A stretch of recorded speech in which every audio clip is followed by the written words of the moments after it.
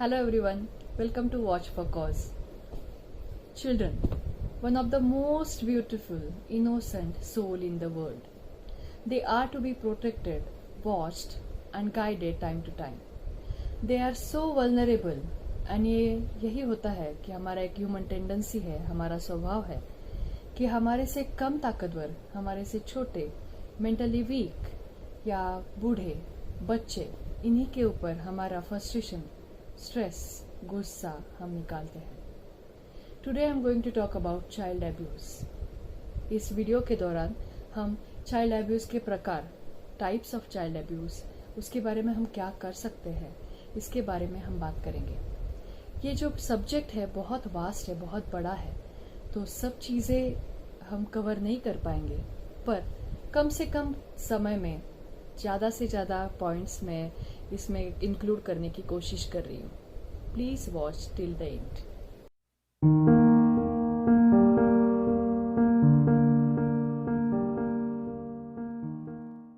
Let's start with the 5 categories of child abuse. 5 categories में, प्रकारों में चाइल्ड अब्यूज के बारे में बोला गया है. तो मैंने लिखा है तो मैं आपको एक्सप्लेन करने की कोशिश करती हूँ. First is physical abuse. उसमें हिटिंग, स्ट्रिकिंग और anything that cause physical harm, यानी एक बच्चे को मारना, ढकेलना कि जिससे उसको फिजिकली हार्म हो सकता है, ये भी चाइल्ड अब्यूज में आता है. Second is sexual abuse. उसमें मॉलेस्टिंग, ग्रोपिंग और रेपिंग, यानी बच्चे को मॉलेस्ट करना, उसके प्राइवेट पार्ट्स के साथ फॉन्डल करना या खेलना, या हमारे प्लेजर के लिए कि कैसी ऐसी एक्टिविटीज उससे करवाना या करके दिखाना कि जिससे सेक्सुअली सेटिस्फैक्शन हो, या rapping. Third is emotional abuse. It is very complicated. Like हमारा इमोशनली हम बच्चे के ऊपर कैसे बर्ताव करते हैं, उसको नीचा दिखाना या उसके ऊपर चिल्लाना, हमारा फ्रस्ट्रेशन निकालने के लिए without any reason, without his fault, अगर हम उसके ऊपर चिल्ला रहे हैं तो ये इमोशनल चाइल्ड अब्यूज है. Fourth is medical abuse. That is denying needed medical services और creating fictional stories that put children at risk for. यानी जो बेसिक मेडिकल सर्विसेज बच्चे को प्रोवाइड की जानी चाहिए, वो हमारे फ्रस्ट्रेशन की वजह से या निग्लेक्ट करने के एटीट्यूड की वजह से हम बच्चे को वो सुविधा दे नहीं सकते हैं. कि उसको किसी मनगढ़ंत कहानियां बताना कि जिससे वो कुछ ऐसा करे जो उसके लिए हार्मफुल हो सकता है. This is also child abuse. And most dangerous या कॉमन एक जो चाइल्ड अब्यूज का एक प्रकार जो है वो है निग्लेक्ट. हम बच्चे को जानबूझ के निग्लेक्ट करते हैं. उसका केयर, उसका फूड, उसका क्लीनलीनेस और उसका स्कूलिंग और उसका शेल्टर, ये जानबूझ के हम उसको प्रायोरिटी ना देके अवॉइड करते हैं या निग्लेक्ट करते हैं. ये सबसे बड़ा और बहुत कॉमनली देखा गया चाइल्ड अब्यूज है. लोगों को पता भी नहीं चलता कि this is a type of child abuse, पर हमारे बच्चे के बेसिक राइट्स और बेसिक थिंग्स उसको प्रोवाइड ना करना इज अ चाइल्ड अब्यूज.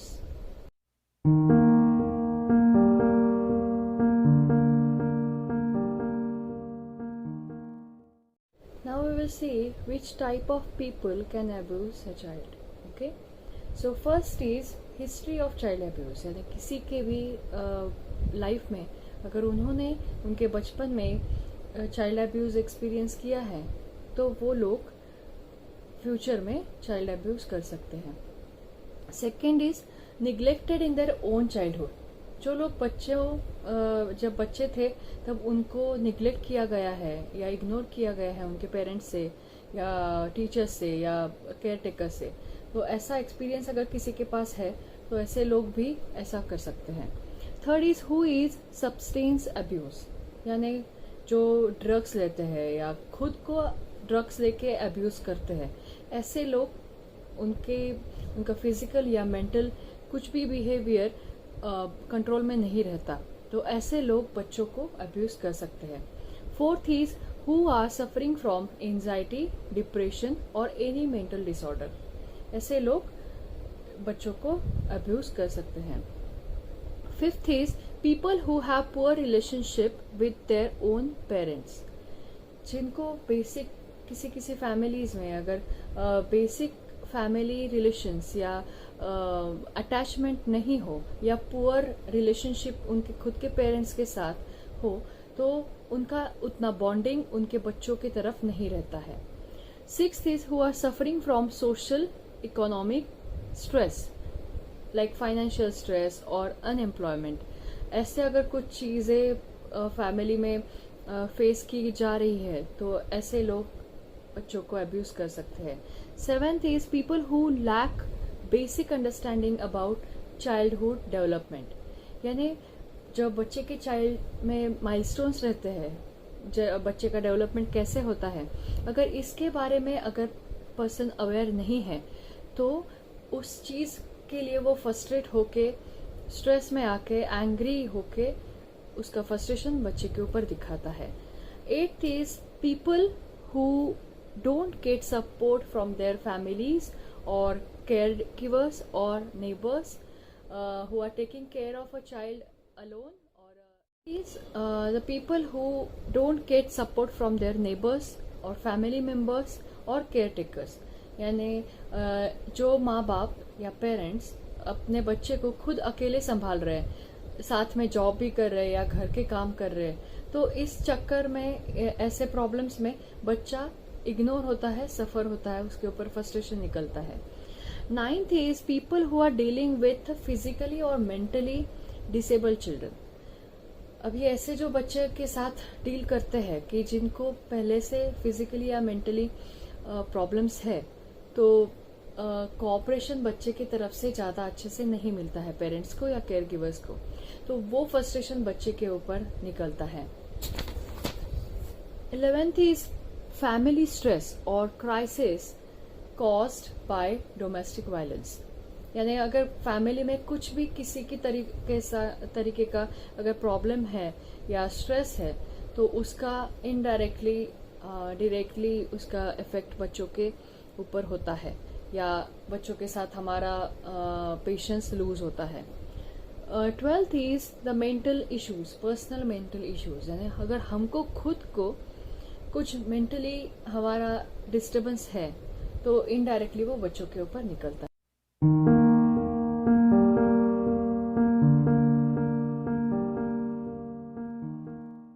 अभी हम बात करते हैं कि हम कैसे आइडेंटिफाई करें या देखें कि अगर कोई बच्चा अब्यूज हो रहा है या कुछ ऐसे साइंस है जो एडल्ट्स या पेरेंट्स या टीचर्स और केयर टेकर्स शो करते हैं, दिखाते हैं उनके बिहेवियर में। तो फर्स्ट आता है कि इग्नोरिंग और denying child's problematic behaviour, changes और डिफिकल्टीज। जैसे कि ये जो चीजें हैं बच्चों के बिहेवियर में अगर प्रॉब्लम्स है या कुछ चेंजेस हो रहा है, तो वो इग्नोर करना या एक्सेप्ट नहीं करना कि ऐसे कुछ नहीं हो रहा है। ये इग्नोर करना या एक्सेप्ट करना ये हमेशा के बिहेवियर में आता है। सेकेंड इज द ऐसे लैंग्वेज यूज करना कि जिससे बच्चा बहुत ही वर्थलेस है या बर्डन है हमारे ऊपर। ऐसे लैंग्वेजेस लोगों के सामने या रिलेटिव्स के सामने या फ्रेंड्स के सामने यूज करना बच्चे के बारे में, अगर ऐसे कोई करता है तो हमको थोड़ा सा ज्यादा ध्यान देना है कि ये आदमी का इंटेंशन क्या है। दूसरा है कि डिमांडिंग और फिजिकल और academic performance that aren't achievable bye their child. कि जैसे कि अगर ऐसी इच्छा रखना फिजिकली या मेंटली एक्सपेक्टेशंस रखना कि जो बच्चा हमारा वो कर नहीं पाएगा या उसका एबिलिटी या उसका कैपेसिटी उतना नहीं है, पर फिर भी उससे उसकी कैपेसिटी से भी ज्यादा एक्सपेक्ट करना। हमारे नेबर के बच्चे को 89% मिले, वो भी सेम क्लास में जा रहा है, वो भी सेम स्कूल में पढ़ रहा है, वो भी सेम चीजें कर रहा है, पर उसको 89% मिले और हमको 50% मिले। ये जो कंपैरिजन है या ये कंपैरिजन करना और खुद के बच्चे का कैपेसिटी ना देखना और डिमांडिंग ज्यादा रखना, this is also child abuse. Second is asking teachers or other caregivers to use harsh punishment if the child misbehaves. यानी हम भी दूसरों को या टीचर्स को या केयर गिवर्स को ऐसे हम इंस्ट्रक्ट करते हैं कि अगर बच्चा मिसबिहेव करे तो उसको हार्श पनिशमेंट हो. अगर ऐसा कोई बोल रहा है तो इसका मतलब कि उसके मन में चाइल्ड अब्यूज या चाइल्ड हार्म करने के थॉट्स आ रहे हैं. Rarely showing physical affection to the child. बहुत कम ऐसे दिखता है कि बच्चे को लेके घुमा रहे हैं, प्यार से दिखा रहे हैं या खेल रहे हैं. ऐसे बहुत कम दिखता है इन लोगों में. Showing hostility to the child specially in light of bad behaviour. And lastly displaying little concern for their children. पर कभी कभी बीइंग अ पेरेंट और बीइंग अ टीचर ऐसे होता है कि हम एक सर्टेन स्टेज तक आ जाते हैं कि जहाँ पे हमारे हाथ में कुछ नहीं रहता, या हमारा एंगर जो है या स्ट्रेस है, फ्रस्ट्रेशन जो है वो ब्लास्ट होने के कगार में रहता है कि हम कुछ नहीं कर पाते हैं, या हमारा इनडायरेक्टली हमको पता रहता है कि हम इनडायरेक्टली बच्चे को हार्म कर सकते हैं. तो ऐसे टाइम में हमको क्या करना चाहिए?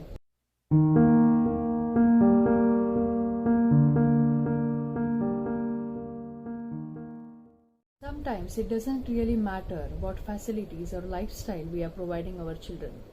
What matters is, are we able to provide them a best or healthy mental support?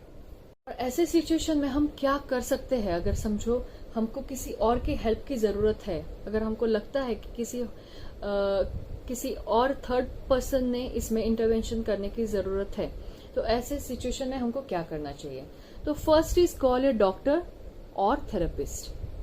उनको एक्सप्लेन करो कि ऐसे ऐसे हो रहा है, बेबी या बच्चे का बिहेवियर पैटर्न ऐसे चेंज हो रहा है और we are not able to adjust with it, so what should we do. तो कॉल करो इमीडिएट. अगर वो इमरजेंसी या बहुत इंपॉर्टेंट चीज है तो डॉक्टर उस हिसाब से आपको एक्सप्लेन करेंगे क्या करना है क्या नहीं करना है. उस सिचुएशन के हिसाब से डॉक्टर्स आपको एक्सप्लेन कर सकते हैं. अगर आपको पेरेंटिंग एजुकेशन काउंसलिंग की जरूरत है या पेरेंटिंग क्लासेस की जरूरत है, तो ऐसे रिसोर्सेज जो अवेलेबल है वो आपको डॉक्टर्स या थेरेपिस्ट बता सकते हैं. कभी अगर हमको लगता है कि हमारा एंगर या गुस्सा बहुत अनकंट्रोल्ड है, तो ऐसे सिचुएशन में किसी भी बच्चे को लेके कोई भी रिएक्शन ना दे, यानी शांत रहे और उस सिचुएशन से बाहर निकलने की कोशिश करें. देखते हो आपके आजू बाजू में अगर कोई बच्चा ऐसे सफर हो रहा है, आप अगर सुनते हो कि बच्चा रो रहा है, मार खा रहा है घर पे, तो ऐसे में सिचुएशन में हमको क्या करना चाहिए? तो हम एक चाइल्ड हेल्पलाइन नंबर है जो डिस्क्रिप्शन में मैंने लिखा है, आप उसके ऊपर कॉल कर सकते हो, उनको इन्फॉर्म कर सकते हो.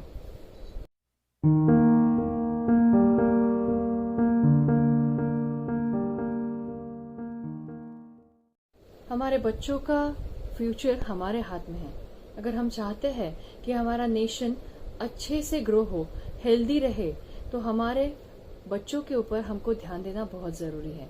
कुछ चीजें हैं बहुत सीधी सादी है जो हम कुछ कर सकते हैं, वो मैं बताने की कोशिश कर रही हूँ.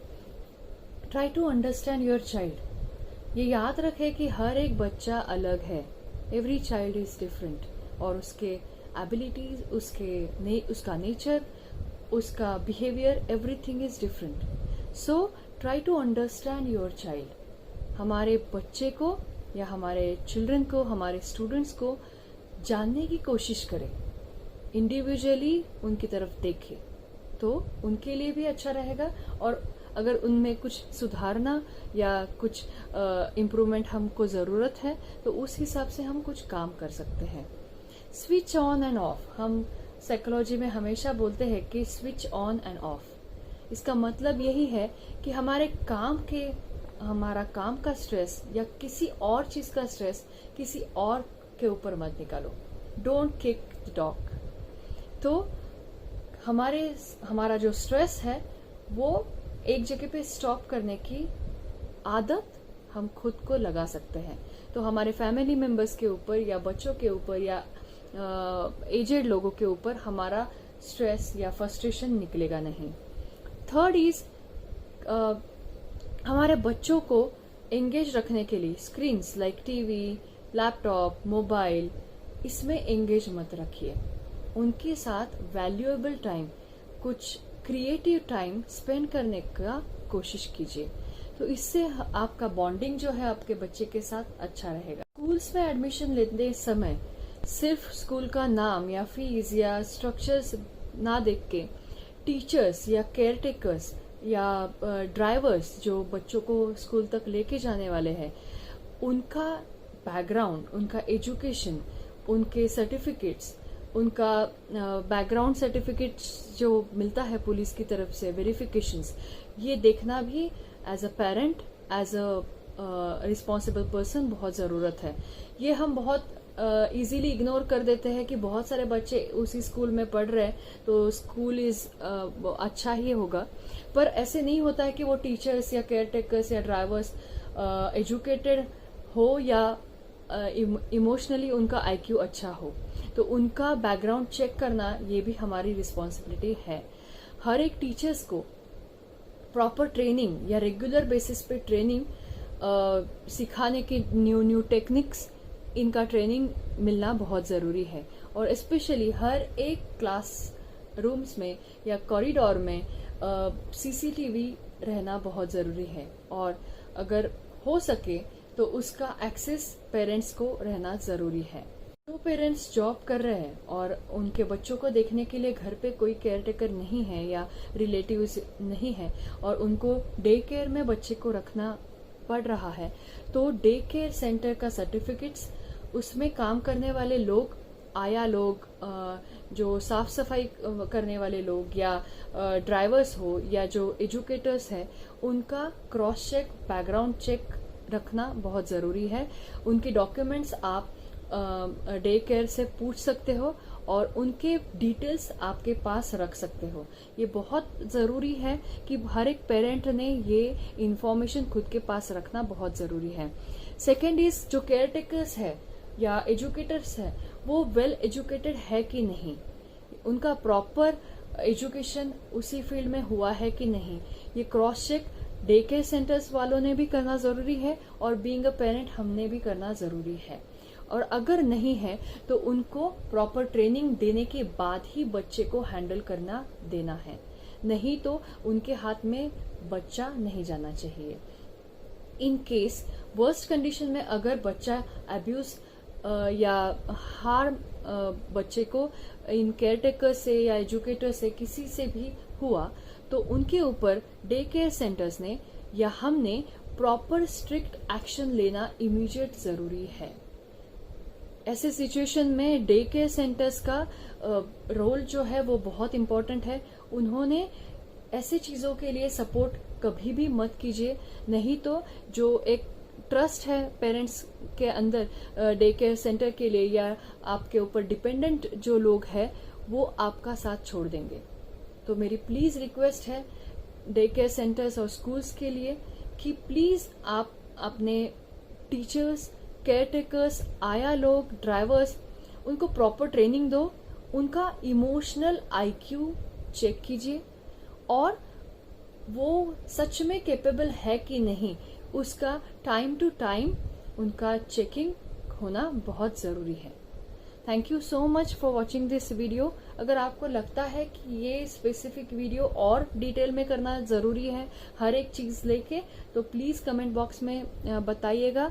मेरा फेसबुक पेज और Instagram page and email ID मैंने डिस्क्रिप्शन बॉक्स में लिख दिया है। अगर आपके कुछ स्पेशल या स्पेसिफिक क्वेश्चंस हो तो प्लीज़ मुझे कांटेक्ट कीजिएगा। Thank you.